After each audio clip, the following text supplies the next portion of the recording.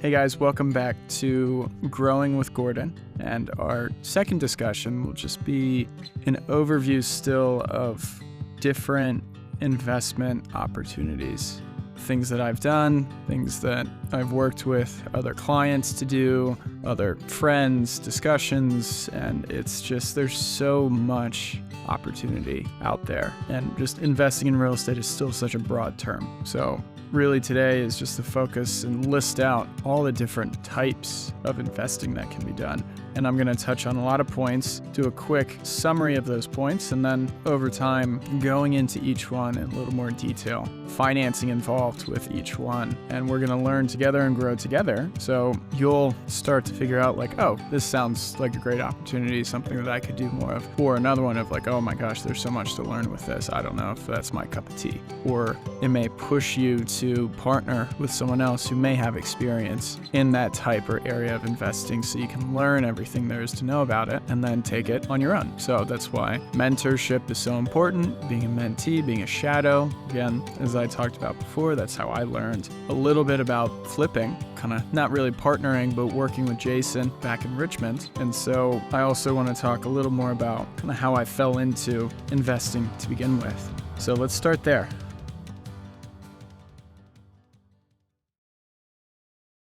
So after college, I moved to Richmond because that's where I got my first just job out of school with a land development company. Balzer Land Development Company, rented for a couple of years, and I was very fortunate and frugal and saved, and I was able to real estate in Richmond at the time, and it's still cheap comparatively to Northern Virginia and other areas in the country. But even then, back in 2016, 2017, much less expensive than where it is now. So I was able to save and get a down payment for up to $200,000. So I was able to find really the biggest house that I could afford in an area that was, as we call it, up and coming, or gentrification was occurring.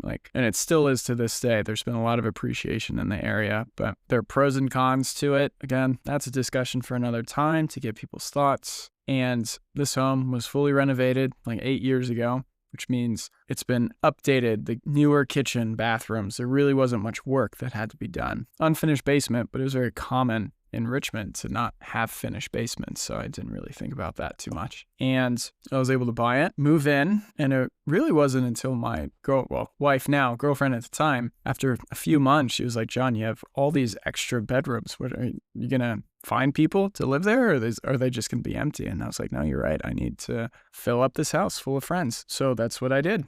We took pictures, and I was able to ask friends and friends of friends, and I rented out each room for anywhere $300, $350. I think the biggest room I chose to be in one of the smaller rooms, so I didn't need that much space, but I was able to rent the bigger rooms for more, the smallest room for the least amount. And this, in investing terms, this is what you call house hacking. And that's where and it's a great opportunity for people, if you don't mind having roommates, to rent out a room, space in the house, sometimes depending on the type of house, like a split level or split foyer, you can separate the spaces with a door, with locking the door so you can lock it, and they just have the bottom floor or top floor. Really, there are a lot of different ways to go about it, but house hacking is a way to reduce your mortgage drastically. Or in my case, I was really lucky to not have a mortgage. And so one of your most expensive life expenses, if you can remove that, then it gives you the opportunity to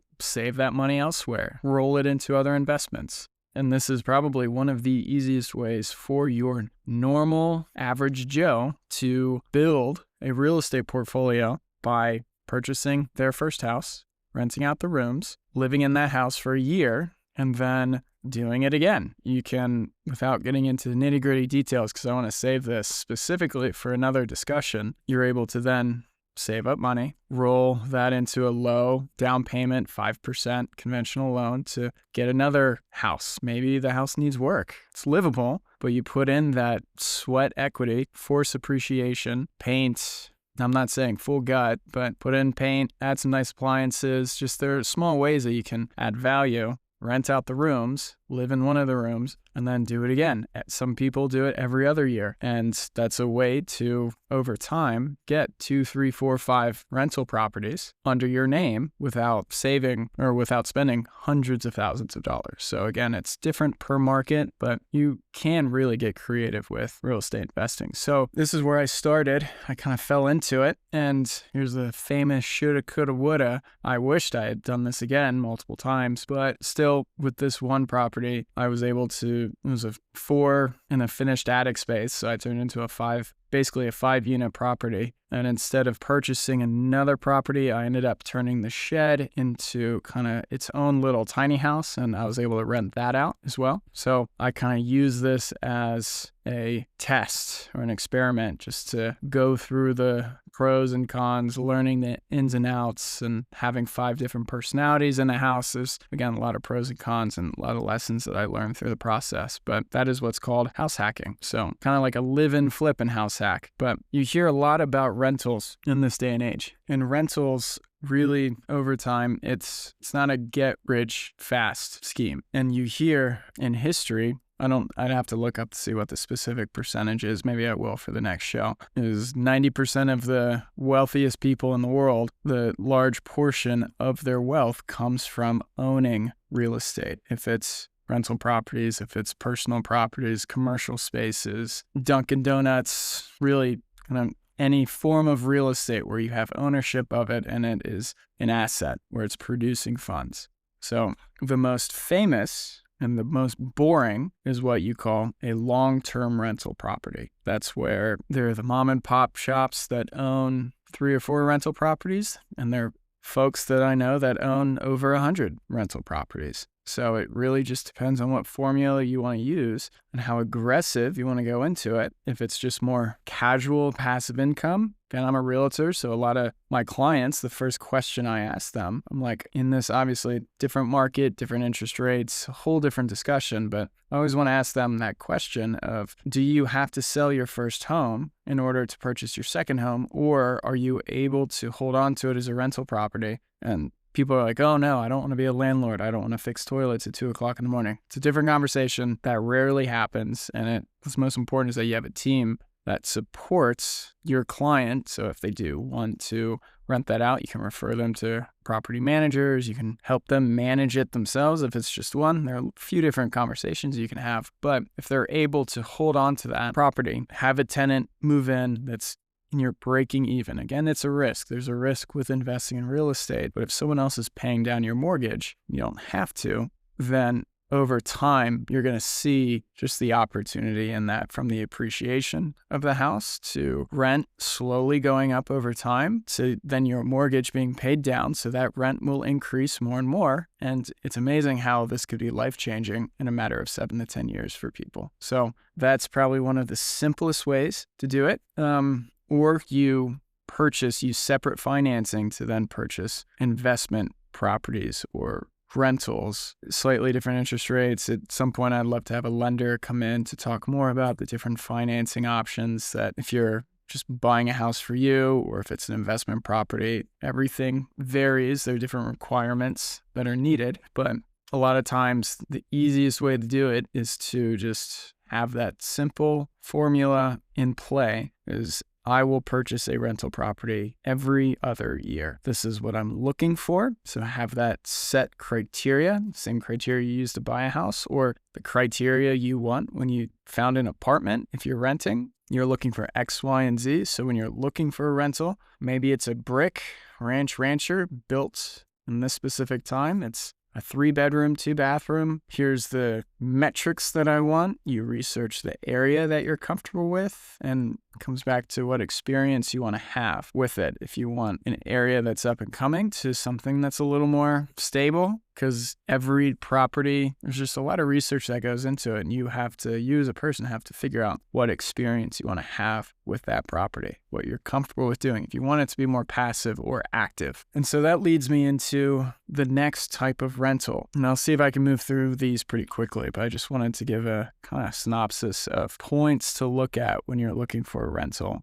In another discussion, we'll get into a lot more detail with it. So the next one, I have a few colleagues who do this specifically. They have what's called midterm rentals. It's not short term, which I'll talk about shortly, which we all know what that is, but it's also not long term. So midterm, that's anywhere from a month to 6 months, 8 months, and probably one of the most popular midterm rental options that people focus on are for nurses, travel nurses specifically. Travel nurses get paid more because they're traveling to different parts of the country and they need a place to stay. Airbnb is usually too expensive, but they don't want to lock in a year lease because usually their contracts are for anywhere from 4 to 8 months. Maybe a little bit longer, maybe a little bit shorter, depending on the contract. But these midterm, and there are specific sites that you can find, or if you know nurse, sometimes they're able to kind of point you in the right direction. But they look for furnished spaces, good, clean, close to the hospitals, or again, depending on how much of a commute they're going to want. But that is a way to make more rent per month versus what you could make for a long-term rental, but more stable than a short-term rental option. Other examples, engineers who are working on projects in a city, kind of temporary housing. There are a few different routes you can go. But again, travel nurses are one of the more popular or well-known options for midterm rentals. What I said before, a term that we hear all the time, Airbnb, VRBO, the short-term rentals. You can charge a higher amount per door for an Airbnb. But one thing I want to caution people, or again, this is going to be the common word that I use for most of my discussions, are research. Research. See what restrictions there are in the specific town or county or region for short-term rentals. If you live in a condo and you're gone for a couple of weeks, you want to put it up on Airbnb, see if there are any restrictions in the condo association, if they allow for short-term rentals or not. A lot of homeowners associations, some of them may allow it, some of them won't. You can research, and it really depends on what hat you want to wear as well. There are plenty of people who bend the rules or do it anyways. So again, it comes back to what experience you want to have with this type. But there are plenty of investors and people that we follow on Instagram that do quite well with Airbnb. The new popular, not new, it's been happening for the last year and a half, but they're really starting to push it out there as the experience that you're going to have at that property. So some of the crazier houses I've seen are like the Barbie houses where the entire exterior, interior, it's all pink and you focus on like the movie, the Barbie, or the toy, obviously. Other investors that I follow on Instagram have multiple hot tubs, basketball courts, miniature golf. It's like a whole experience that a company can have a company retreat at one of these homes. Quite large. There's hundreds of thousands that have been put into it, but once you're there, you don't really have to leave because there's entertainment kind of all sorts. So that is short term. We'll talk more about it as we get deeper into these discussions. Other rentals, vacation rentals, which you can think, well, vacation rental and just rent an Airbnb versus staying in a hotel. But what I really want to focus more on are the beach rentals or homes on lakes or whatnot. And you can usually do it for weeks at a time, 2 weeks, and that's its own strategy. A lot of times you have families who've been saving, and instead of renting out a beach house, they want to buy their own. So if they're in a position to do so, they buy a house like in the Outer Banks, and there are management companies there specifically that just focus on vacation rentals. So they may get a larger portion of that management fee, but now you have a beach house that hopefully the mortgage is covered. There's a lot of maintenance involved, but you just pick which weeks you want to go, and then it's your house. So you're not renting it from somebody else. Other popular rental options, multifamilies. So a residential multifamily are 2 to 4 units, but 4 units is max. That's called a quad. 3 units, triplex, 2 units, duplex, 1 unit, that's single family home. So if you get into the 5+ units, which I'll talk about here shortly, that's getting into the commercial world. Different types of financing. They look at different metrics, but still the same idea. There are 5 units, 6 unit, 8 units, 100 units. You look at residential buildings in New York City, thousands of units. So again, ways to invest in these larger projects, but we'll get into that shortly. I like the idea of 2 to 4 unit properties just because someone could live in 1 unit and rent out the other unit. Triplexes, quads. My friend Jason in Richmond, he bought a quad and held on to it for multiple years. He lived in one unit, rented out the other 3. And then once he moved, I believe he sold it, but what someone could do is live in it for a year. And then if you're in a position, save and save and save, and then buy another quad. So now it's one roof, but 4 units. And depending on the metrics of that specific region, what rent is going for, it's a faster way to exponential growth for your portfolio if you're open to renting. Obviously, they're more expensive, but it just comes back to what you want to do. Moving through, this is more of a creative strategy with rentals, which you can use this strategy really with residential, with commercial. It can pop up. It's in the creative options, which there are others, which I'll discuss more later, but it's called the BRRRR strategy, BRRRR, which I'm not the first to say it. There have been plenty who've discussed it, dive deeper into it. There are plenty of people who do it at a high level. And what it means is when you purchase a property, you buy it, you rehab it, so that's one of the R's, you rent it out, you refinance it, and then you repeat. So diving a little deeper into that, you find a property, you put some sweat equity into it if you're doing it or if you hire a contractor to do it. Once the work is complete, take pictures and you rent it out. So now you're still in this higher interest loan of if it's a fix and flip loan or you're working with a hard money lender. I'm using a lot of terms here that some of you may or may not know, which I'll discuss. The money that you're borrowing to purchase this property is more expensive than your traditional loan, conventional loan, that you would to purchase your residential property. That's why once it's rented, then you can start the refinance process, which means a lender is going to come in. You want to get it out of that really expensive, hard money, really expensive loan to purchase it quickly. So once it's rented, a lender will come in, if it's a conventional investor loan or DSCR, which I think I'm going to have a conversation just around financing. I'm not a lender, but I've worked with a lot of different types. But the goal of the refinance is to get out of that expensive loan into something that is cheaper. And you may, depending on the value, the money that you put into the property, you might get value out of that. And this is where it comes into the research phase of, can you get the property for undervalue? What work needs to be done? And then when you refinance, it has that a lender comes in,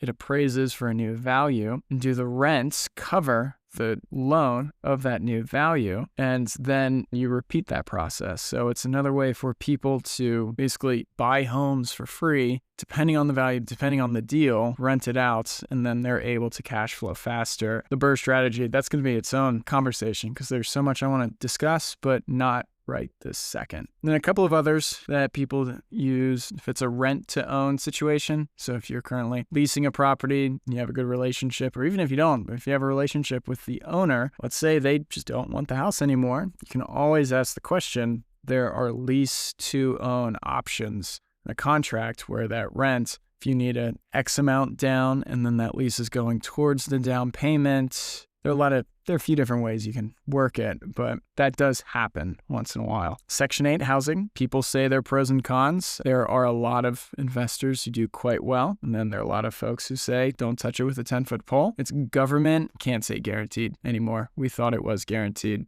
before, but it's with government reducing expenses. Section 8. So you should never really overpromise or guarantee anything when it comes to real estate investing. But what it is are kind of government vouchers for people who qualify, who get government assistance to then have rent mostly or completely covered by the program. So there are strategies. I haven't done it, but we are open to Section 8. And again, as I said before, it's a conversation for down the line. So, and there are more, like just these few options that I listed. There are plenty of other probably retail or residential investing options that I didn't even mention.